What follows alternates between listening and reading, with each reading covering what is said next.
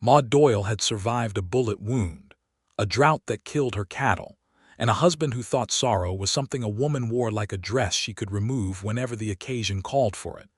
But nothing had prepared her for the moment Clarence Ellsworth looked straight into her ruined life and did not flinch with pity.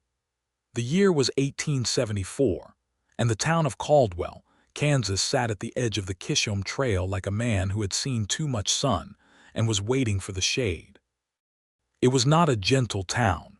It smelled of horse sweat and leather, and the particular kind of desperation that comes when men chase land and cattle, and something they could not name across open plains.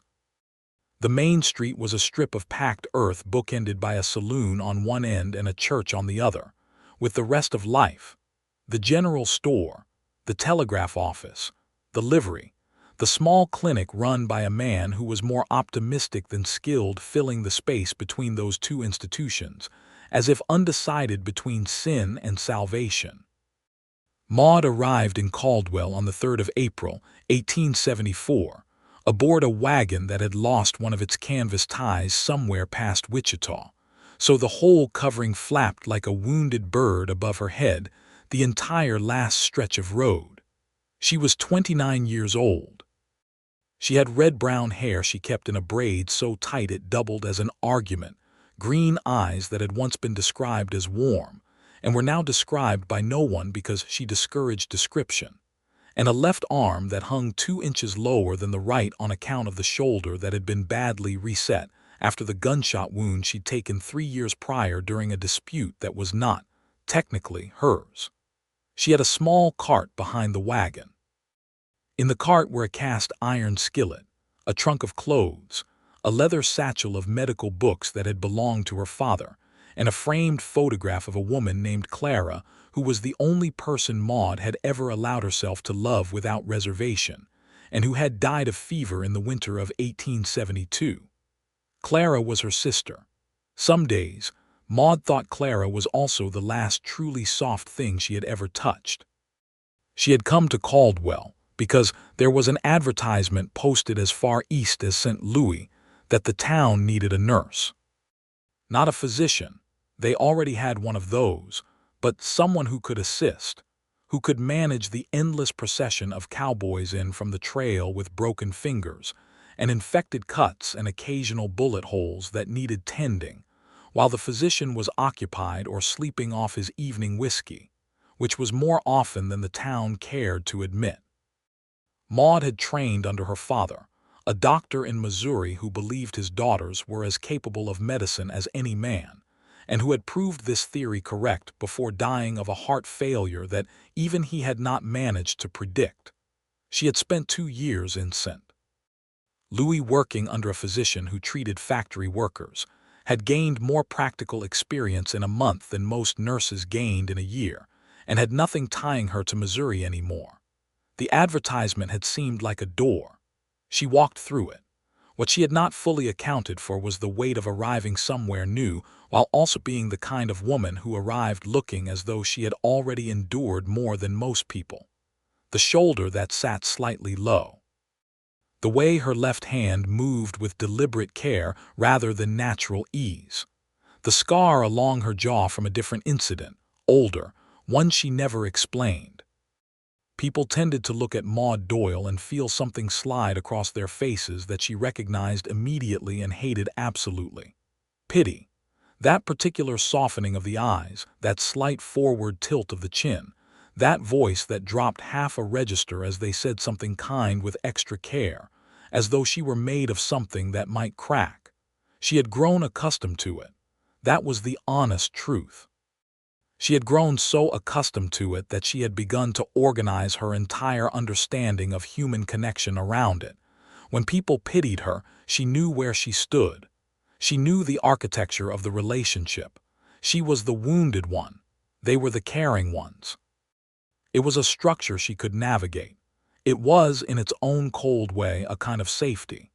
The physician in Caldwell was a man named Dr. Hiram Selby, who was 62 and genuinely decent under the whiskey, and who greeted her with exactly the face she expected, the softening, the tilt, the extra careful voice.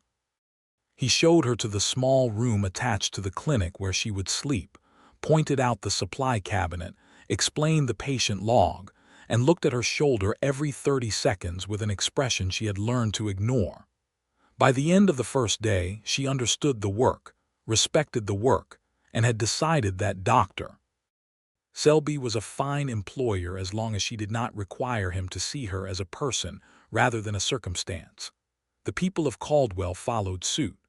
The general store owner's wife, a woman named Mabel Hutchins who was generous and warm and meant absolutely no harm, brought Maude a pie on the second day with an expression so full of sorrowful tenderness it made Maude's jaw tighten. The Reverend shook her hand with both of his, which was a gesture Maude associated exclusively with funerals and what people said to you after them.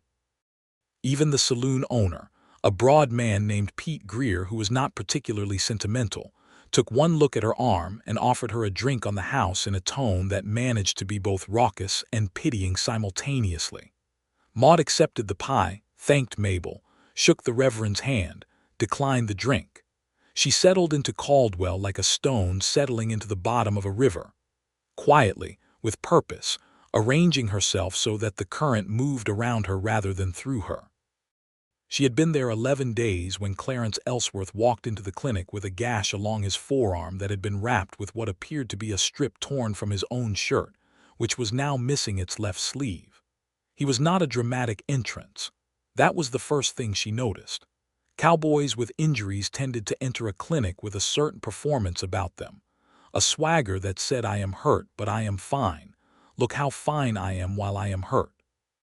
Clarence walked in the way a man walks into a room he has been in before, which is to say, with no particular announcement. He was lean and brown from sun, somewhere in his mid-30s, with dark hair that needed cutting and a jaw that carried 2 days of beard and the kind of quiet that seemed structural rather than situational, not a man who was currently being quiet, but a man who was built around it.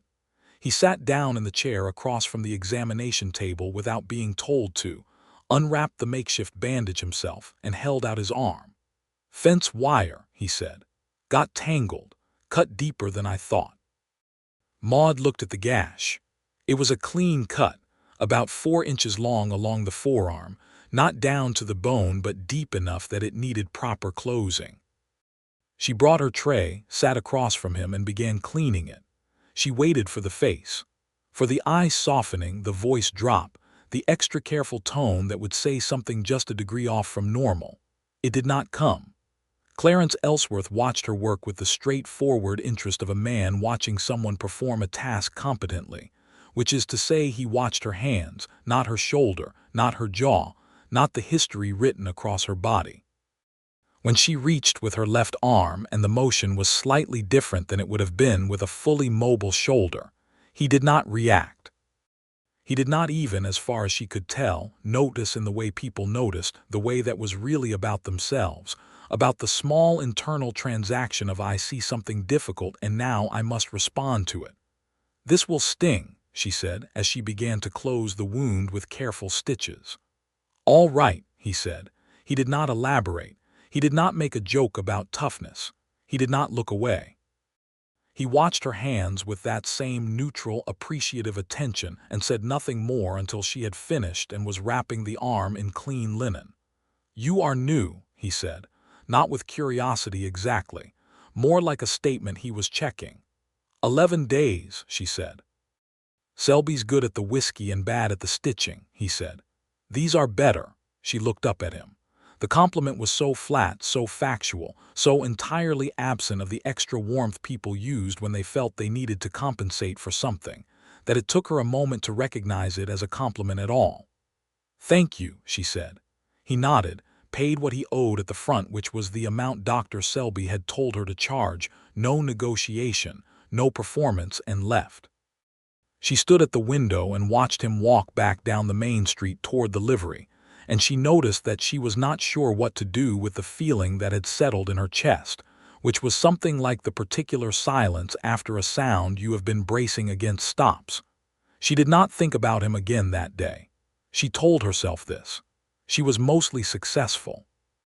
Clarence Ellsworth was, She learned from Mabel Hutchins during the Pye visit's follow-up, which was apparently going to be a recurring event, a rancher. He had a spread about 4 miles east of Caldwell, not a large operation but a good one, well tended. He had been working it for 6 years. He was not from Kansas originally. He was not from anywhere that people talked about, which meant he had either a mysterious past or a boring one, and in Mabel's estimation the mystery was the more interesting interpretation. He was not married.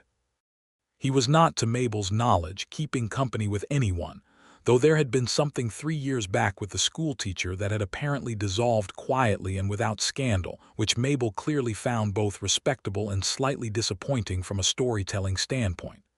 He is a solitary sort, Mabel told her, refilling Maude's coffee without asking. Not unfriendly, just settled in himself. You know the type. Like he decided early on what he was about, and he has been going about it ever since. Maude said she understood the type. She did not say she found herself thinking about a man who looked at her hands rather than her shoulder. She drank her coffee and listened to Mabel talk about the other residents of Caldwell, because there were many of them and Mabel was comprehensive. Spring moved into Caldwell with the particular energy of the Kishom Trail season beginning. The cattle drives from Texas were starting. Cowboys were moving north, and Caldwell was a stopping point, a place to resupply and rest and get drunk and get into the kind of trouble that required medical attention. Dr. Selby and Maude found themselves busy. She was good at the work.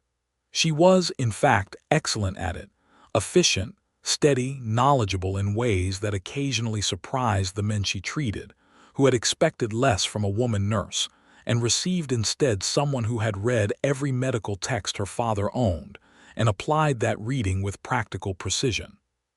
She also had, Dr. Selby admitted to her one evening with the honesty that came after his second glass of whiskey, a better bedside manner than he did, though not in the way most people meant the term. She was not soft. She was not warm in the obvious way. But there was something about her that made men feel they were being taken seriously as patients rather than managed as problems, and in the Wild Trail season of 1874, that distinction mattered. She saw Clarence Ellsworth again on a Tuesday in May, 6 weeks after the first visit. He came in not for himself this time, but with one of his hands, a young man named Tomas, barely 20, who had taken a bad fall from a horse and landed with his arm under him. The arm was broken. Maude could see it immediately in the way Tomas held it, in the angle that was wrong, and she was already moving before Clarence had finished explaining what had happened. She set the arm. It was not a pleasant process.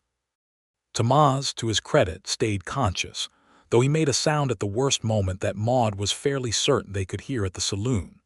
She splinted the arm, wrapped it, told Tomas clearly and without condescension what he needed to do and not do for the next 6 weeks, and then turned to find Clarence standing in the corner of the room in exactly the way he had been standing when she looked at him before she'd started, still, attentive, neither hovering nor withdrawn. "He will be all right?" Clarence asked. "He will. The break is clean, if he rests it properly." She looked at Tomas with a slight emphasis on the last 2 words. Tomas had the expression of a 20-year-old who was going to rest it improperly and knew he was being preemptively warned. "I will make sure of it," Clarence said, and then, not as an afterthought but as something he had been deciding, "Thank you, Miss Doyle." She had not told him her name, which meant he had learned it. She filed that away carefully, the way she filed things she did not yet know what to do with. "You are welcome, Mr. Ellsworth," she said. He looked at her for a moment, not the assessing look, not the measuring the damage look, but the plain kind of look that means a person is simply looking at you because they want to, and then he nodded and guided Tomas toward the door. She charged him for the visit. He paid without comment. She watched him help Tomas up into the wagon with a steadiness that was neither rough nor overly gentle, just correct, and she thought about the quality of that steadiness for longer than was strictly professional. June brought heat and dust and the full roar of the cattle season. The saloon was loud every night. The clinic was full most mornings. Maude developed a rhythm, early rising, the work, the evening when she would sit with her father's medical books or write letters to a cousin back in St. Louis who was the only person she wrote to, and then sleep. It was a good rhythm. It was a safe one. She encountered Clarence Ellsworth in the general store in the second week of June. They were both reaching for the same bag of coffee beans from the barrel near the front counter, which was the sort of thing that happened in stories and apparently also in real life. They both stopped. There was a moment that felt longer than it was. "You take it," Maude said. "I was here second," he said. "I did not see you when I came in." "I was at the back." He said this without any of the usual social performance around it, no smile deployed to smooth the moment, no easy charm, just the fact of it. She studied him for a second. "How much do you need?" "Enough for a week." "Then we will share the bag," she said. "I only need half." He considered this as seriously as if she had proposed something more significant. "All right," he said. They divided the bag at the counter with a piece of brown paper the store owner provided with the expression of a man who found this mildly interesting and intended to report it to his wife. Maude paid for her half. Clarence paid for his. They walked out of the store into the hot June street at the same time, and then stood there for a moment because they had come from the same direction. "I will walk back this way," Maude said, gesturing. "I am going to the livery," he said. "Opposite direction." Another pause. She was aware that she was calculating something, some social geometry, and that the calculation felt unusual because normally she knew exactly where she stood in these moments. She was the recipient of some degree of care or concern, and the other person was the provider. This man had not established that geometry. She was quite literally standing beside him instead of below him in the social arrangement, and she was not entirely sure what to do with her hands. "Your stitches," she said. "You never came back to have them checked." He glanced at his forearm. It was bare below his rolled sleeve, the scar already healed to a thin pink line. "Seemed fine," he said. It was fine, she agreed, because it was. She had done good work. She did not typically compliment her own work out loud, but stating facts was not vanity. "I would have told you to come back regardless." "I know," he said. "I will remember that." She could not read whether he was being agreeable or whether he meant it. She decided to believe he meant it, because the alternative involved assigning him a social calculation she did not yet have evidence for. She said goodbye and walked back toward the clinic, and did not look back and was not, she told herself firmly, hoping that he watched her go. He came back to the clinic that Friday, not with an injury. He stood at the door in the late afternoon when Dr. Selby had gone home and Maude was updating the patient log, and he held his hat in his hands, not with nerves, she thought, just with the particular consideration of a man who had been raised to remove his hat indoors and was removing it. And he said that he had come to ask her something that he recognized was an unusual thing to ask. She put down her pen. "Ask it," she said.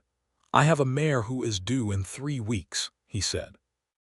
"My regular hand who knows horses well is the one with the broken arm, and none of the others have the experience. I have delivered foals before, but not alone. I am wondering if you have any knowledge there." Maude blinked. This was genuinely not what she had expected. "Medical knowledge transfers somewhat," she said. "Anatomy is anatomy." "That is what I thought," he said. "I'm not asking you to make a promise. I'm asking if you would be willing to come out if something goes wrong and I need another set of hands." She looked at him. He was looking at her with the same quality of attention he had given her hands while she stitched him, direct, evaluating competence, asking for competence.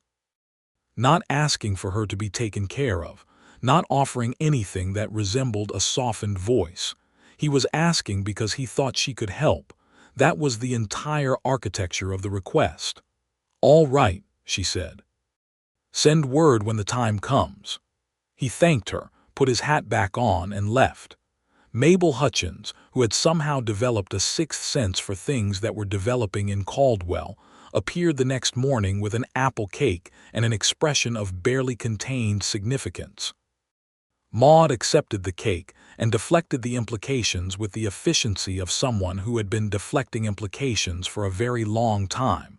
But she always noticed, that the deflection this time required more active effort than usual. The foal came on the 12th of July ahead of schedule, as foals sometimes did, and Clarence sent his youngest hand into town at 2:30 in the morning with a note that said, "Mare is laboring early. Struggling.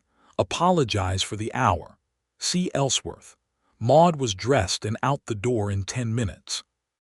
The ranch was 4 miles east, and the hand drove her out in the wagon at a pace that was just fast enough to be concerning, and she arrived to find Clarence in the stable with his sleeves rolled and his shirt damp and the mare in visible distress, lying on her side in the clean straw. She did not ask a dozen questions.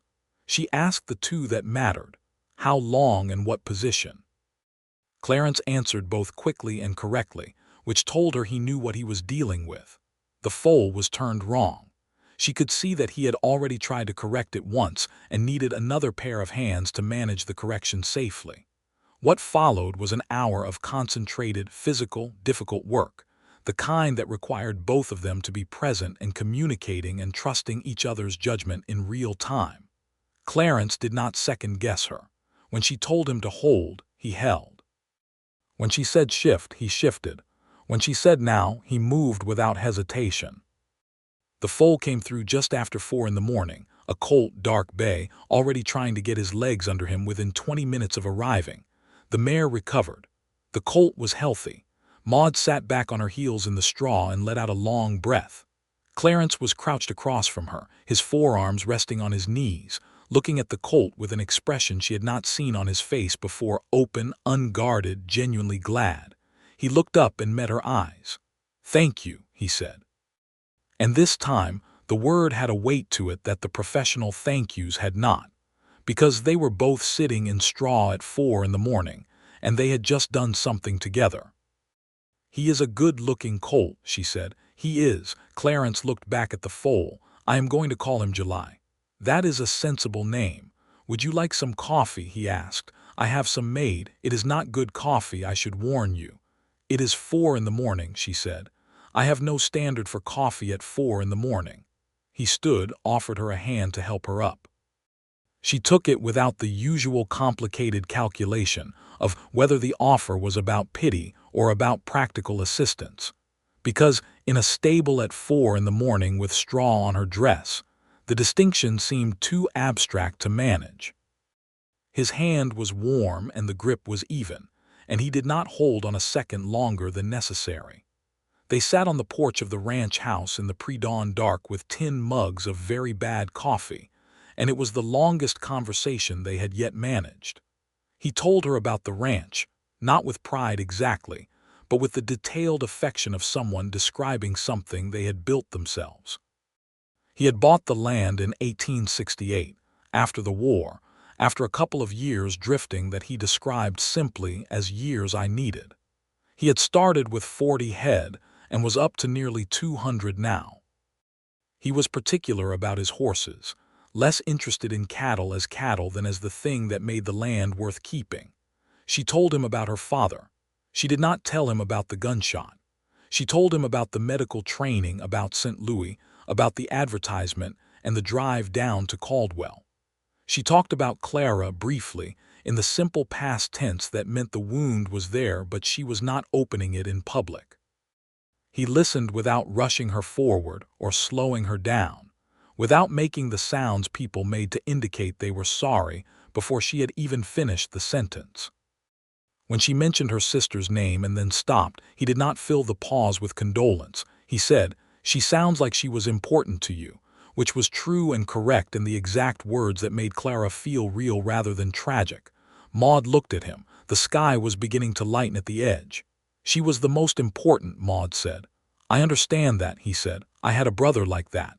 Had. He died in the war. Simple past tense. She recognized it. "I am sorry," she said, and meant it in the plain way, not the elaborate way. "It was a long time ago," he said, not as a dismissal, just as a fact, the way time is a fact.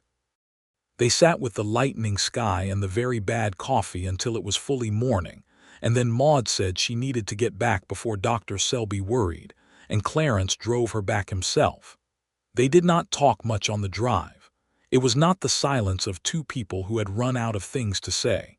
It was the silence of two people who had said enough for now and were comfortable with the boundary of it. He dropped her at the clinic. She thanked him for the coffee. He said it had been terrible coffee, and she said it really had been, and he almost smiled, not quite, but close enough that she could see the shape of what a real smile from him would look like, and she thought about that shape for most of the rest of the day. July moved through Caldwell with its full and merciless heat. Maude treated sunstroke and infected rope burns, and one genuine case of cholera that frightened the whole town for a week before it became clear it was isolated. She worked hard and slept adequately, and did not, she told herself with less and less conviction, spend time thinking about a man 4 miles east who named his foals after the month they arrived in. He came into town twice a week to buy supplies. She knew this because the general store was across the street from the clinic, and the clinic windows faced the street. She was not watching. She was simply positioned such that she was occasionally aware of his presence as a factor. On the second Friday of July, he stopped by the clinic not as a patient, but with a piece of news he apparently felt she should have.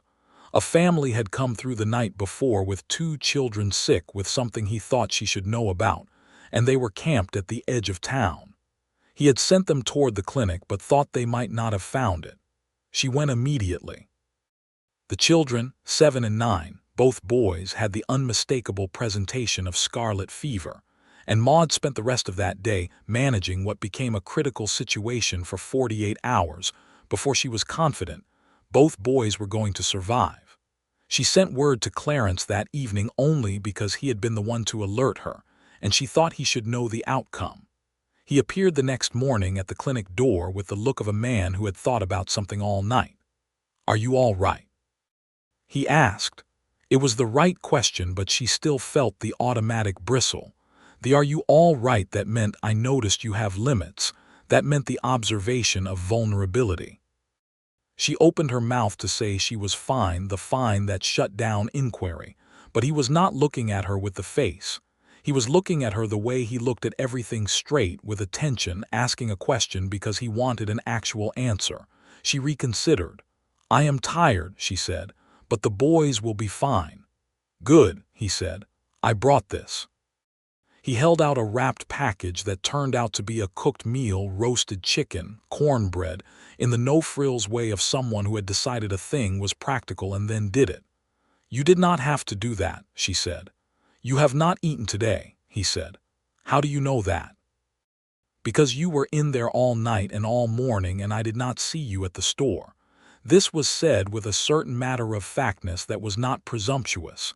It was the logic of a practical man who had noticed a fact and drawn a practical conclusion. "Thank you," she said, and took the package. She ate it. It was good. She sat on the clinic porch in the afternoon sun and ate it, and thought about the fact that the man had brought her food not because he felt sorry for her, but because she needed to eat and he had thought of it. And those two things were not the same, and she was only just beginning to understand that distinction. August arrived, and with it a decision that Maude recognized she was making, though she was making it in the slow and careful way of someone who had learned that fast decisions in matters of the heart were a particular variety of danger. She and Clarence Ellsworth had, without formally arranging it, established a kind of rhythm of proximity. He came to town twice a week. She had coffee on Tuesday mornings after the store opened, at the small table outside the general store, because the mornings were still bearable before the heat came. He began stopping at the table, not every Tuesday, not with announcement, but often enough that Mabel Hutchins had stopped bringing Maude pie with an expression of tragic sympathy, and had started bringing it with an expression of gleeful expectation, which was a different problem, but objectively a better one. They talked about ordinary things and occasionally not ordinary things. She learned that he read actual books, which he ordered by mail from a bookseller in St. Louis, which was not common among ranching men in Caldwell, and which she found quietly compelling. He learned that she had been teaching herself to draw badly in the evenings because she had found one of her father's old charcoal sticks in the bottom of the trunk and had discovered she needed something to do with her hands in the quiet. He asked to see her drawings. She said they were terrible. He said he was not asking for their quality. She brought them the next Tuesday, rolled up in a piece of canvas. He looked at each one with the same steady attention he brought to everything, said nothing for a long moment, and then said, "You draw the way you see things. That is harder to learn than technique." She looked at him. "What does that mean?" "It means you draw what a thing actually is, not what you think it is supposed to look like." He pointed to a sketch she had done of the clinic from outside, the way the porch shadow cut across the steps at late afternoon. "Most people would have made that shadow even. You made it accurate." "I was not trying to be philosophical," she said. "I was trying to draw a porch." "I know," he said. "That is the point." She did not entirely understand what he meant. She understood it more over the following days, turning it over, and then she understood it very well, and put the drawings away in the canvas roll with more care than she had before. On the last Saturday of August, there was a dance at the church hall. Caldwell had them irregularly, when there was enough population and enough reason and someone who could be convinced to play the fiddle. This one was organized by Mrs. Hutchins with her usual comprehensive enthusiasm, and Maude had agreed to attend because declining Mabel's enthusiasms required more energy than attending them. She wore her green dress. It was the best dress she had, simple but well made, and it was the same green as her eyes, which she knew and did not say. Clarence was there, which she had expected while telling herself she was not expecting it. He wore a clean shirt and his good hat and had apparently made some effort with his hair, which was still a little long but had been combed into a shape that was almost tidy. He looked, she thought, like a man who had decided to make an effort without making it visible that he had decided, which was a kind of dignity she respected. He asked her to dance. Not with the careful performance of a man who had been preparing the question just directly, when there was a waltz and she was standing at the edge of the room with her coffee cup. "Would you like to dance?" he asked. "I do not dance particularly well," she said. "Neither do I," he said. "We will both do it anyway." She put down her coffee cup. He was careful about her left arm without making it a production. He simply placed his hand appropriately so that the movement required of her shoulder was minimal, in the same way that he had been careful not to reach across her left side that first day in the stable, things she noticed only in the recording, not in the moment. He did not say he was being careful. He was not performing carefulness. He was just taking her as she was and making the adjustment internally, and she thought she might need to sit down for a moment and breathe through the fact that this was the most seen she had felt in 3 years, without anyone saying a single word about it. They danced badly and somewhat. At the end of the waltz, the fiddle player launched without pause into a faster reel, and they stepped back from the floor by mutual unspoken agreement, both of them just slightly breathless, and she laughed, a real one, the kind she had almost forgotten lived in her ribcage. He looked at her when she laughed, the way a person looks at something they have wanted to see. "You have a good laugh," he said. "You sound surprised," she said. "No," he said, "just glad I got to hear it." She looked away at the dancers on the floor and felt the particular warmth of something she had been without for so long she had stopped naming it, and she let herself feel it, carefully, the way you warm your hands in front of a fire that is small enough to trust. September came. The cattle season was winding down. The trail cowboys were moving through for the last time before the long quiet of winter settled over Caldwell. The clinic was tapering from its summer intensity. Maude had more evenings to herself, and she used some of them on the drawings, which were improving, and some of them reading, and some of them. She was honest enough to admit this to herself by September, thinking about a man with dark hair and steady hands, and the particular quality of attention that did not involve pity. She had not yet let herself name what was happening, not because she was afraid of it, but because she did not fully trust herself with it yet. She had loved before, not a husband. She had never married. The man who had shot her had been the tail end of something that had never been right from the start, and she did not count it as love so much as a lesson taken at great expense. But she had loved Clara with her whole heart, and when Clara died, she had understood that the places in herself where love lived were not closed but were somehow changed. She had organized her life around useful things, around work and competence, and the exchange of what she knew for what people needed, around being looked at as someone who had survived, which at least meant she was still there even if it also meant being perpetually viewed through the lens of what she had endured. Clarence did not look at her through that lens. She did not know how to love someone without first occupying the position of the one who was lesser. That was the bare truth of it, the one she only admitted in the privacy of her own thoughts at night with the clinic walls around her. Every relationship she had understood had been organized that way. She was the one who needed something. They were the one who had the capacity to give it, and love, or whatever passed for it, lived in that transaction. Even Clara had been 2 years younger, and Maude had protected her in the way older sisters protect younger ones, and there had been love in the protecting, the necessity of being needed. What Clarence offered was not the posture of someone who needed to give. He offered the posture of someone who simply was, who met her in the middle of a flat place and said, "Here is where I am. Where are you?" and seemed equally interested in both positions. This was unfamiliar territory. She moved through it with the same careful attention she moved through everything.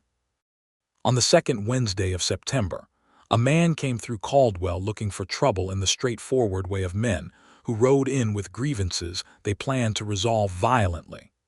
He was looking for another man, a dispute over cattle that had supposedly happened 2 counties east, and the man he was looking for was not in Caldwell, a fact that he refused to accept until Pete Greer at the saloon told him plainly that he was going to have to take it elsewhere. The man had a temper and expressed it by putting his fist through a window at the telegraph office, which was primarily his own problem, except that the window frame came with it, and a piece of wood caught Maude in the side of the face as she was passing by. It was not serious, a cut above her cheekbone, nothing structural, but it bled impressively, as face wounds did, and she was standing in the middle of the street pressing her handkerchief to it when the commotion resolved, and the man with the grievance was escorted toward the edge of town by 2 of the more capable residents. By the time she had cleaned and dressed the wound herself, it was done. She had stood in front of the clinic mirror and done the work with her own hands, because she was capable of it, and because it was fine, and then she had gone back to the patient log she had been updating before the whole incident. Clarence found out about it from Pete Greer, who had witnessed it. He appeared at the clinic that evening with the kind of expression that made Maude look twice, not the face, not the pity tilt, but a different kind of tension, something more focused and less sympathetic in the soft sense. "Are you all right?" he said, and this was less a question than a statement of the fact that he needed to know. "It is a small cut," she said. "I dressed it myself." He looked at the bandage above her cheekbone. "Can I see it?" She considered this. Then she peeled the bandage back. He looked at the cut with the same directness he brought to everything, assessed it medically rather than emotionally, and said, "Clean, you did it right." "I know," she said. There was no arrogance in it, just the flat fact that she had. "The man who did it," he said. "It was an accident," she said. "Indirect accident," he said. "Clarence." This was the first time she had used his name without the Mr. She noticed it at the same moment he did, from the slight change in his expression. "I am all right. This is the least impressive injury I have received. I do not require intervention." He was quiet for a moment. "I know that," he said. "I am not here because I think you cannot manage yourself." "Then why are you here?" she asked. He said it plainly, the way he said everything. "Because I wanted to be sure you were all right, and I would have come regardless of how capable you are of managing yourself. Those 2 things are not in conflict." She looked at him for a long moment. The distinction he was making was the one she had been trying to understand for months, And here it was in words, that caring about someone was not the same as not believing in them. That concern was not condescension. That you could look at another person without it being the look. She sat down. He sat down across from her in the clinic's waiting chair, the one with the uneven leg that she kept meaning to fix. I have been on my own for a long time, she said. This was not a complaint. It was an explanation offered because it seemed relevant. I know, he said. I'm not sure I know how to. She stopped. The word she had been about to say was accept, but that was not quite right. She tried again. I am not sure I know what to do when someone. That was not right either. I know, he said again quietly, and this time it was not the reflexive I know of conversation but the specific I know of a man who has watched someone for months and paid attention. She looked at him. That is a significant thing to know about a person, she said. Only if you are planning to do something about it, he said. The air in the clinic was very still. Outside, Caldwell was doing its evening things, the saloon noise beginning, a dog barking at something down by the livery, the particular cadence of a town winding down toward dark. Are you? She asked. He looked at her steadily. I have been thinking about it since April, he said. She said nothing for a moment. Then the coffee bag. Before the coffee bag, he said, the stitches. She thought about that first visit, his forearm, the way he had watched her hands, the way he had not made any transaction of her history. You did not look at me the way people look at me, she said. How do people look at you? Like I am something that has been through weather, she said. He considered this. You have been through weather, he said, but that is not all you are. It seemed strange to me to look at a person and see only the weather. She felt something shift in her chest, some arrangement that had been in place for a long time, not breaking but rearranging, like a hand of cards being sorted into a better order. She thought about Clara. She thought about her father.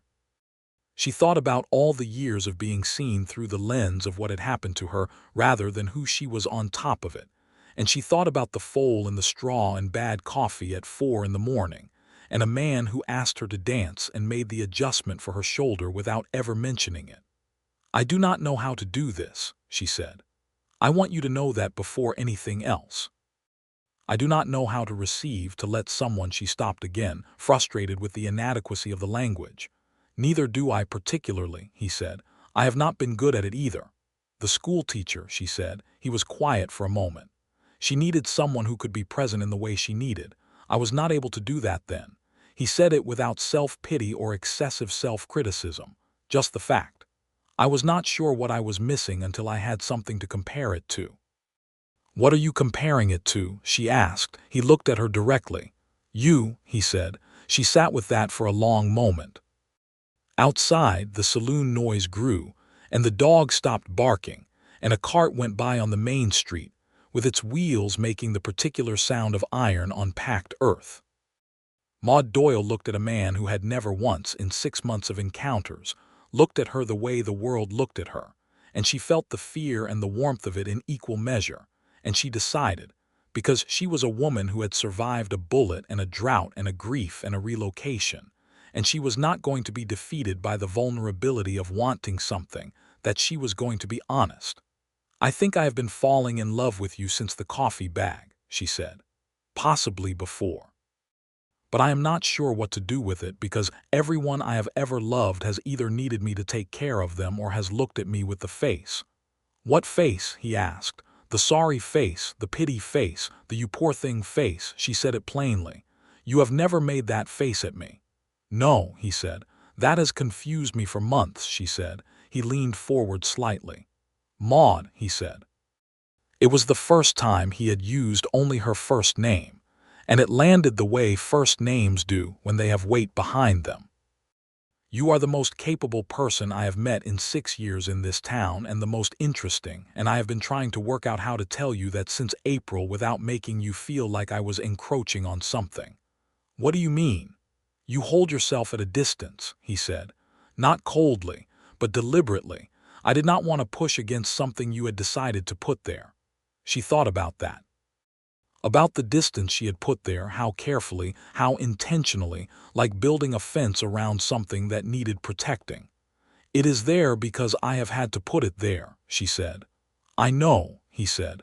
"But I do not think I want it to be there with you," she said. He was quiet for a moment. Then he said, "I would not misuse that." She believed him. She believed him the way you believe a thing that has proved itself over months of watching, over the texture of every small interaction, over the quality of attention that does not cost anything because it is not performing. "All right," she said. And then, because she was Maude Doyle and she was not given to half measures once she had committed to something, "Then we should begin properly."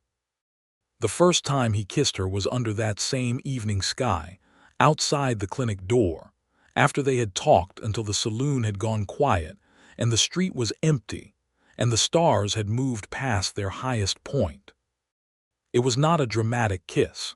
It was quiet and serious, and it lasted long enough to mean something, and she stood in it with her hands against the front of his shirt and felt the enormity of the simplicity of it.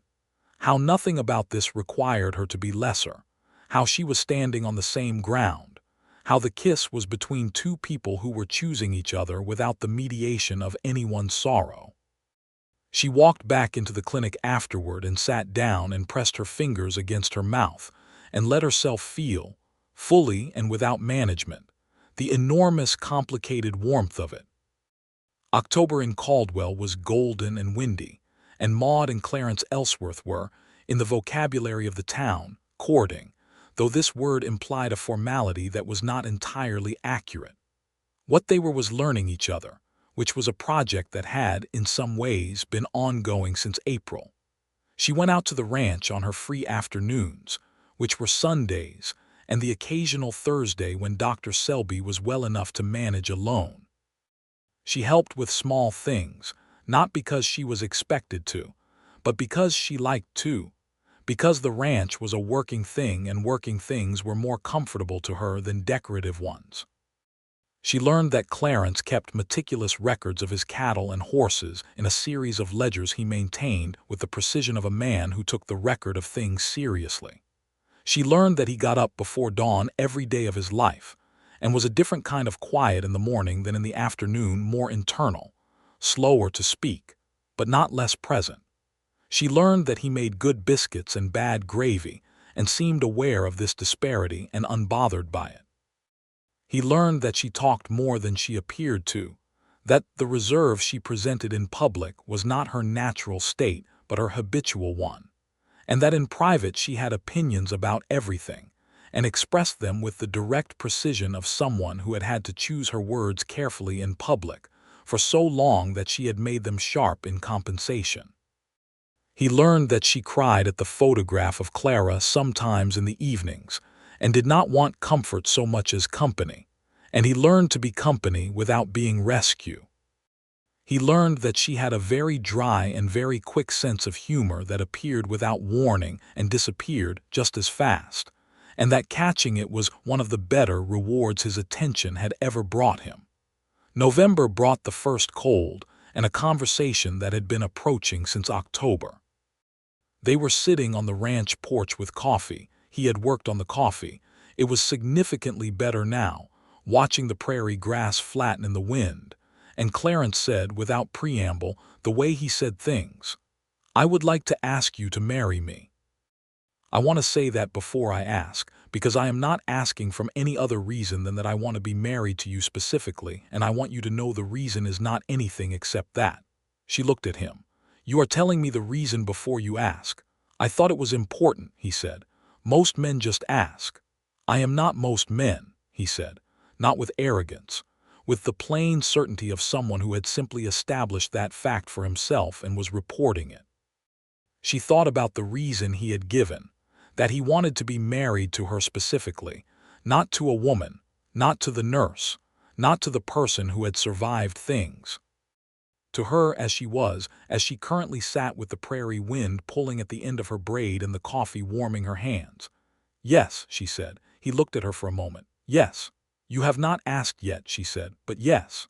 A slow smile crossed his face, a real one, the full version, and it was even better than the almost smile she had been imagining for 7 months. "Will you marry me, Maude?" he asked. "I just said yes," she said. "I wanted to say the words," he said. She laughed. The real laugh, the one from her ribcage. "Yes, Clarence, I will." They were married in December, on a Saturday when the sky was the deep clear blue of winter, and the temperature was cold enough to see your breath but not cold enough to be miserable, which in Kansas counted as ideal. Mabel Hutchins cried with an expression of vindicated delight. Dr. Selby attended and was sober, which he managed with visible effort and which Maude appreciated. Tamaz, whose arm had healed entirely, stood with Clarence. The Reverend performed the ceremony with warmth and appropriate brevity. Maude wore her green dress with a cream shawl that had been her mother's, sent from Missouri by her cousin. She carried a small bunch of dried flowers because fresh ones were impossible in December in Kansas, and she thought they were more honest anyway, already past their peak and still worth carrying. She moved into the ranch house after the wedding. She kept her position at the clinic, because she was not a woman who stopped working when she married, and Clarence had never suggested she should. She rode the 4 miles into town 3 days a week on a chestnut mare he had picked for her with the same detailed attention he gave everything. And the mare was exactly right, which she told him, and he said he had thought she would suit. The first year of their marriage was the richest and most illuminating year of Maude's life. Not because it was without difficulty. It was a working ranch and a frontier town, and 1874 became 1875 with all the ordinary and extraordinary challenges of the territory. But because she spent it learning what it was to be loved without the structure of pity. It was harder than she had expected. Not the love itself, which was easier than anything she had ever done, but the receiving of it. There were moments when she flinched from simple care, when his attention felt like something she needed to justify, when the old architecture of lesser and greater tried to reassert itself, because it was the only one she had known. He was patient with her in those moments, with a patience that was not the suffering kind but the steady kind, the kind that said, "I am here and I am not going anywhere, and this is not a problem to be solved, just a thing we are moving through." And she was patient with herself, in the way she had not always been. She had been so ruthless about her own efficiency, so disciplined about making her needs small, that softening toward herself was almost harder than softening toward him. But she had evidence.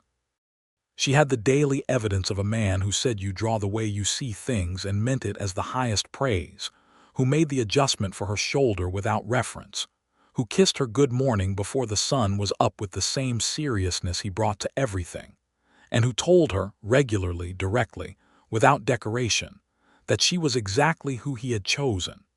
She began to understand slowly that love without pity was love without debt.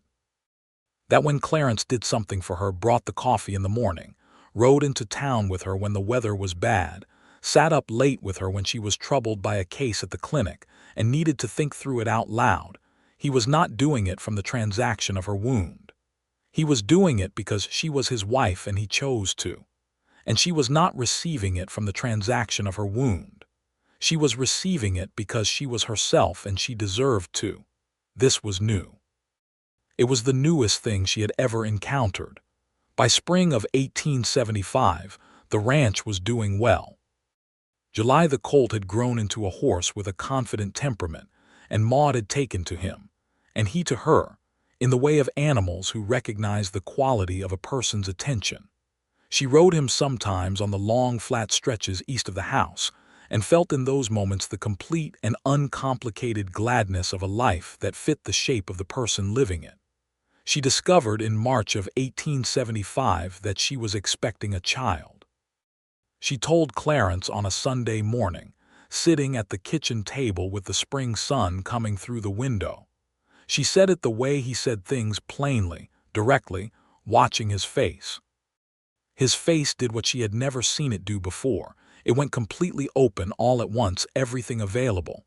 He looked at her the way she had seen him look at July the colt the morning after a long night, and then he reached across the table and took her hand with both of his. "Are you all right?" he asked.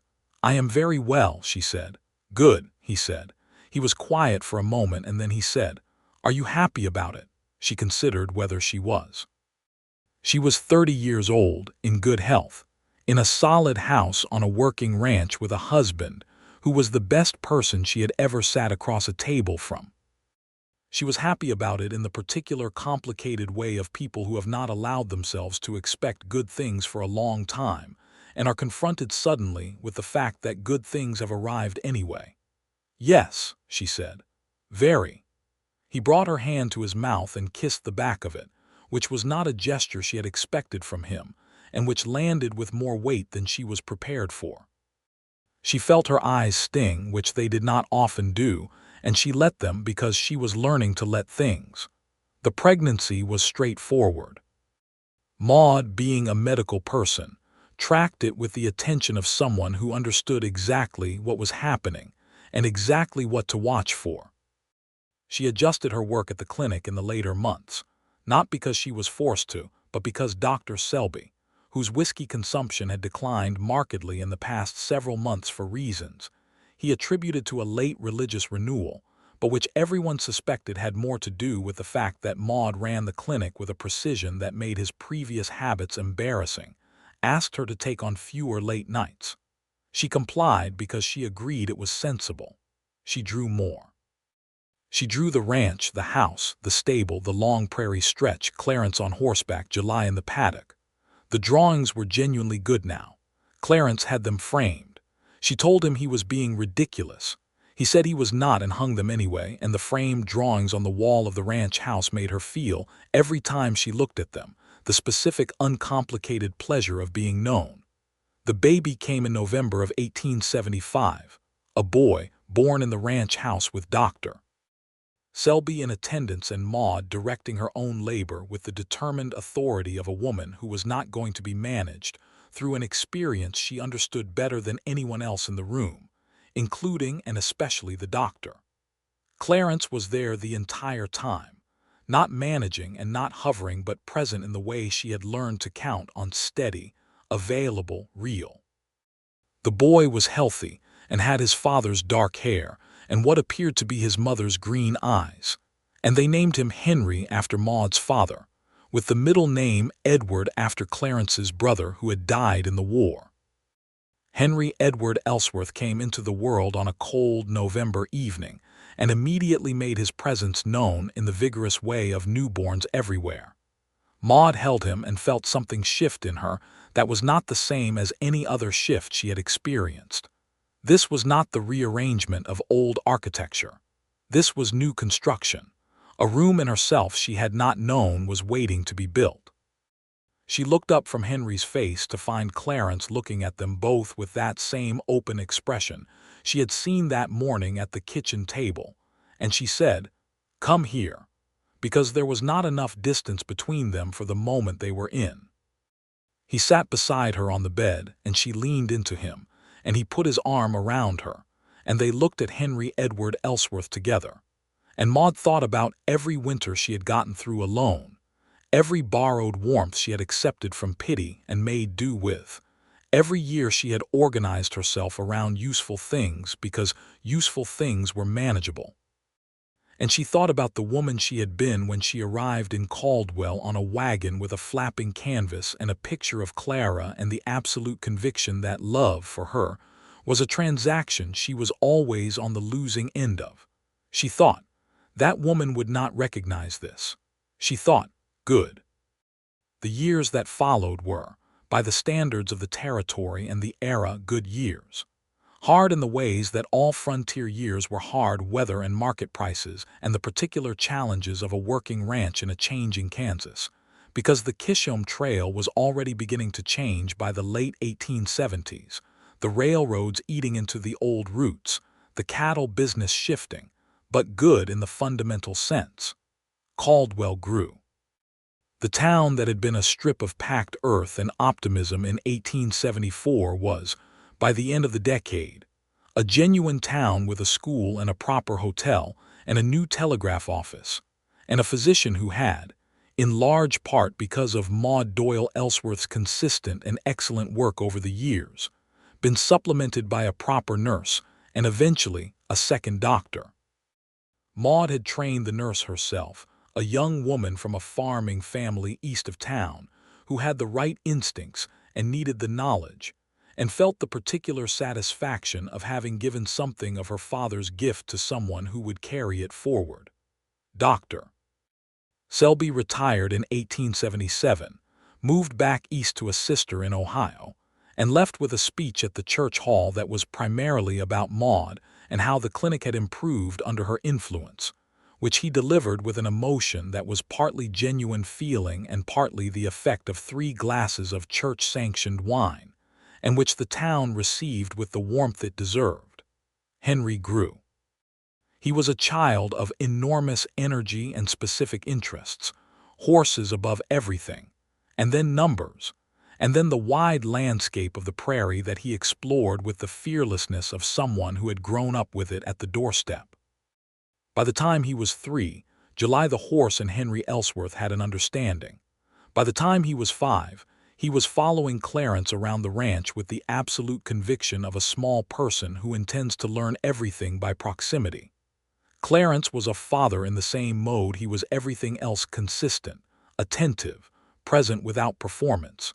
He taught Henry the ranch with patience and without condescension. He read to him in the evenings. He taught him to track the weather and the cattle and the quality of the land, because these were things worth knowing. Maude watched her husband with their son and felt, regularly, the specific and enormous gratitude of someone who had almost not had this. Not because of tragedy, she had not been close to dying, had not been trapped in circumstances beyond recovery, but because of the smaller near miss of never having opened the door, of having organized herself so well around the exchange of pity that she might have spent her whole life in that transaction and called it connection and never known the difference. She had known the difference now for years, and the knowing made everything prior look like a practice run. They had a second child in 1878, a daughter this time, born in the same November month as her brother, as if the Ellsworth children had agreed among themselves to inconvenience everyone at the same season. They named her Clara, which Maude chose and Clarence received with the understanding of a man who knew exactly what that name contained and why it was important. Clara Ellsworth had her mother's stubbornness and her father's quiet, which was an extraordinary combination, and made her at age 2 both very calm and very immovable. Maude drew them. She drew them all: Henry at 5 with July, Henry at 7 in the field, Clara as an infant in the cradle that Clarence had built himself from a pattern he had ordered from a book, Clara at 2 with the expression of a person who has decided something and is not changing their mind. She drew Clarence in the mornings with his coffee, Clarence with the horses, Clarence reading in the evening chair. She drew the ranch in every season, the way the light changed, the way the grass moved. The drawings were on every wall of the ranch house. Visitors sometimes stopped in front of them with the arrested expression of people who had been surprised by something better than they expected. Maude no longer said they were terrible. She said thank you, which was still an ongoing project but one she had made genuine progress on. In 1879, Tomás, whose arm had healed so perfectly years earlier that he had never again favored it, married a woman from a family south of town and built a small house on the eastern edge of the Ellsworth property, because he had been with Clarence long enough that the arrangement of proximity made practical sense, and because he was, by this point, something considerably closer to family than an employee. His wife, a woman named Rosario, who was 24 and had the cheerful precision of someone who had grown up managing a large household and found a smaller one almost relaxingly simple, became Maude's closest friend after Mabel Hutchins, and the two families developed the particular close life of neighbors who are also chosen companions, gathering for Sunday dinners and the occasional joint undertaking, and the general management of the territory's challenges as they arose. The late 1870s in southern Kansas were not without their tensions. The cattle business was in transition. The buffalo herds that had defined the plains were in catastrophic decline, a destruction that Maude felt as an injustice each time she read about it or saw evidence of it. The plains that had been full when she first arrived in Caldwell were different now, and the people who had depended on those herds, whose entire civilization had been organized around them, were being pushed into an increasingly difficult existence on land that had been designated for them by people who had not asked and did not care about the asking. Maude spoke about this when it came up, without the comfortable euphemisms that some preferred. Clarence agreed with her, and they both understood that there was a limit to what their agreement could do about a process that was already well advanced and driven by forces far larger than two people on a ranch east of Caldwell. But they did not therefore pretend it was not happening, and they raised their children to see it clearly. The Kishom Trail, which had brought so much of Caldwell's early character to life, drove its last big herds through in 1879. The railroads had reached Texas. The long drive north was becoming history. Caldwell adapted, as towns on the frontier adapted, some businesses closing, new ones opening, the economy shifting, the population changing. The town survived because towns that had committed to existing had a tendency to find ways to continue doing so. The Ellsworth Ranch adapted too.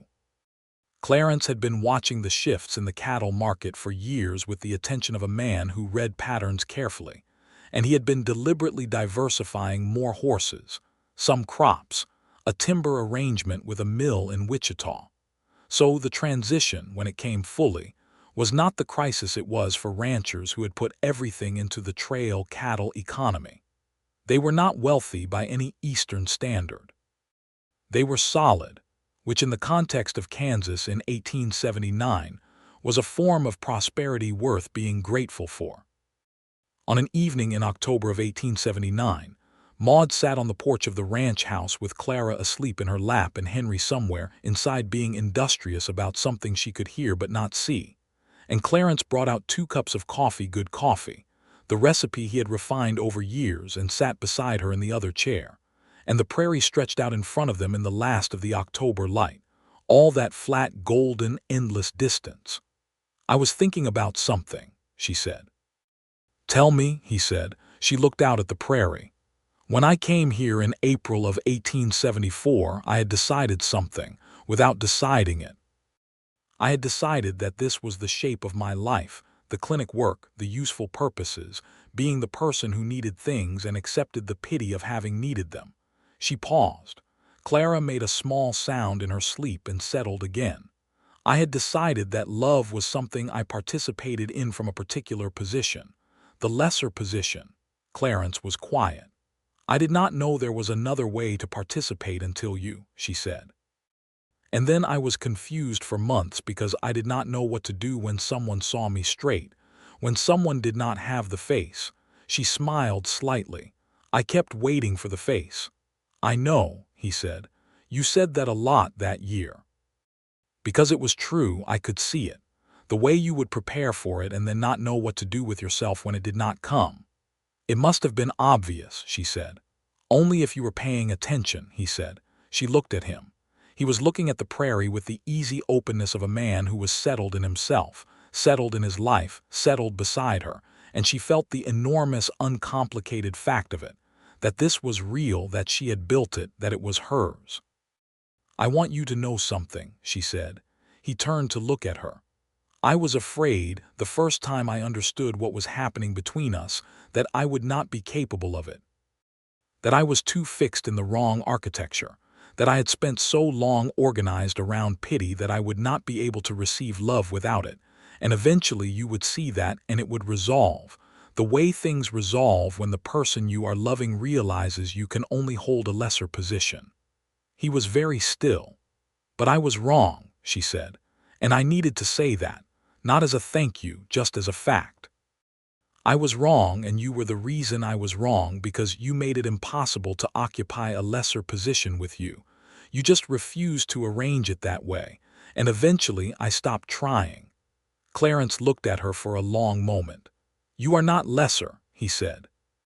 "You have never been lesser, not to the people who made you feel that way, not to me, not to anyone." "I know that now," she said. "I know it all the way down." He reached over and put his hand over hers where it rested on Clara's back and left it there. And they sat with the October evening going dark around them, and the coffee getting cold and Clara breathing evenly in Maude's lap. And it was, Maude thought, exactly the life she would have chosen if anyone had asked her in April of 1874 what she wanted, if she had known how to want it, if she had trusted that wanting was safe. She had learned to trust that. It was the most important thing she had ever learned. In the spring of 1880, Henry turned 5 and became convinced that he was now ready for his own horse. The negotiations around this were extensive and involved, and Henry conducted them with a solemnity that was both completely serious and quietly hilarious, and which Clarence met with an equal solemnity that was a performance of something he absolutely felt, but was managing in the particular way of a parent who could not allow themselves to simply say yes to everything their child wanted, however correct the child happened to be. Henry got a horse at 5½. A small dun gelding with a patient temperament that Clarence had sourced through a trader he trusted. The horse was named Atlas by Henry, who had recently become interested in a book about ancient stories that Maude had found for him through the mail-order bookseller in St. Louis, and who thought the name had the right weight for a horse.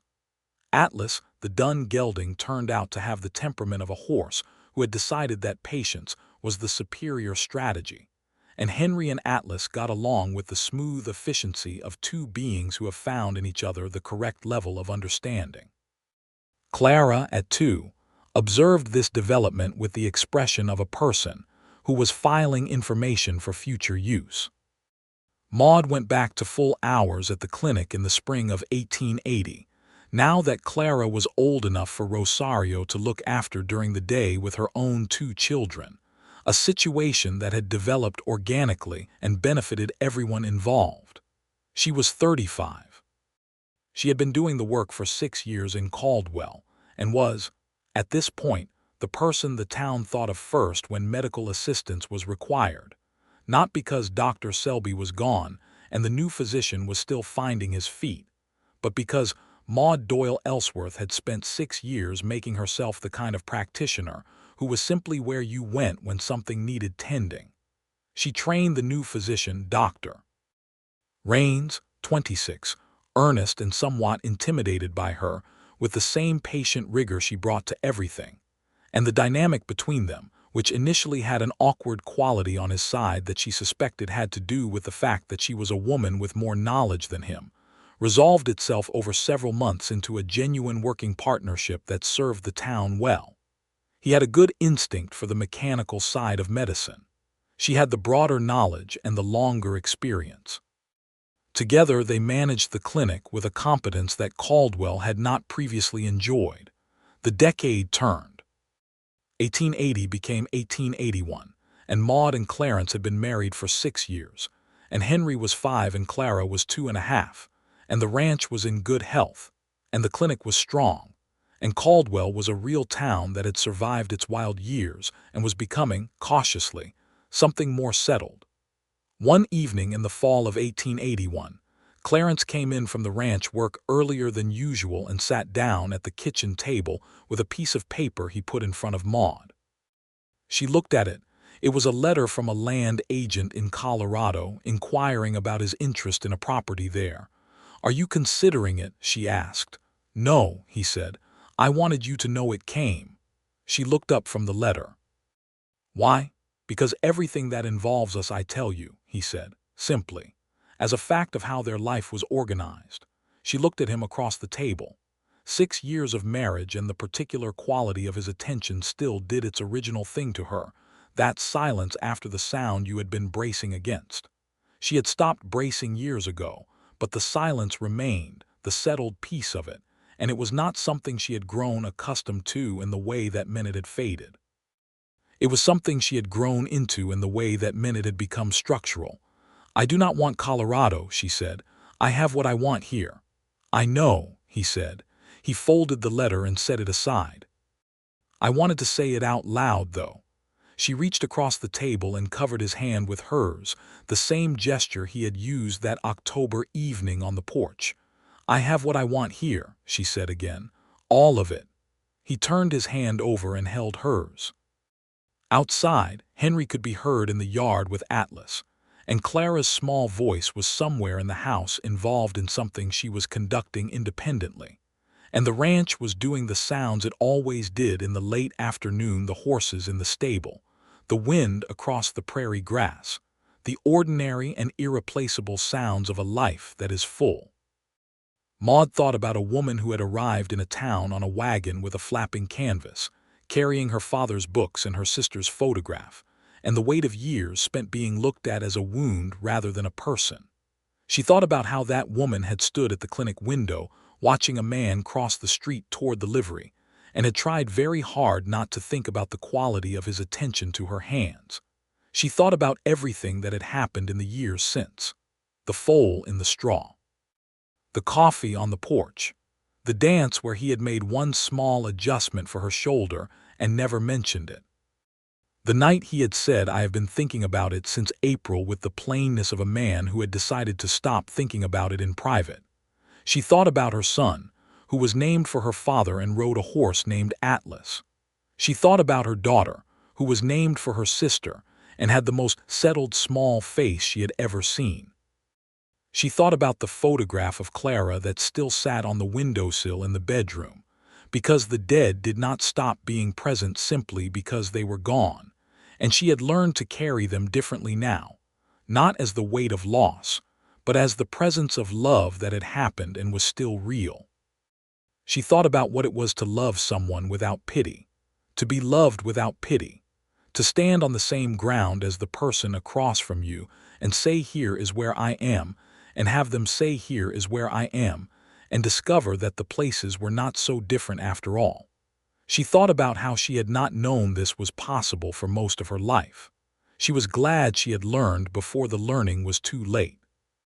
Clarence's hand was warm around hers, and the afternoon light came through the kitchen window at the angle it came through in the fall, and somewhere outside Henry laughed at something Atlas had done, and Clara appeared in the doorway of the kitchen with a very small rock she had apparently decided was significant, and which she brought to the table and set in front of Maude with the expression of someone presenting a gift of genuine importance. Maude looked at the rock. It was, objectively, an ordinary rock. Small, gray, completely unremarkable. "Thank you, Clara," she said. Clara nodded with grave satisfaction and left the room. Maude looked at Clarence. He was watching Clara's exit with the open face she loved best on him, the one that had not been guarded, the one that had not been trained, the one that appeared when he forgot to be private about what he felt.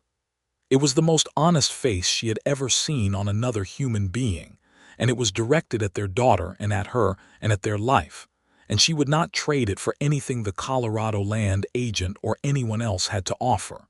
She reached out and picked up the rock. She put it on the windowsill next to Clara's photograph, the living thing beside the permanent record of a loved person. She thought her sister would have appreciated the arrangement. "It is a good rock," Clarence said. "It is a perfect rock," Maude agreed. And in the specific and irreplaceable warmth of that ordinary evening, with the ranch sounds coming in through the walls and her husband across the table and her children somewhere in the near distance, and the last of the Kansas sun going long and gold across the prairie, Maude Doyle Ellsworth understood, clearly and entirely, and without the shadow of the old uncertainties, that she had come to the right place. That she had found the right man. That the right man had been the one who looked at her hands, not her wounds. That she had learned, through the patient and unglamorous and deeply real work of loving and being loved without the transaction of pity, what it was to stand upright in her own life and call it good. It was good. It was very good. She held her husband's hand across the kitchen table in the autumn of 1881, and she was home, and she knew it, and it was enough, and it was everything.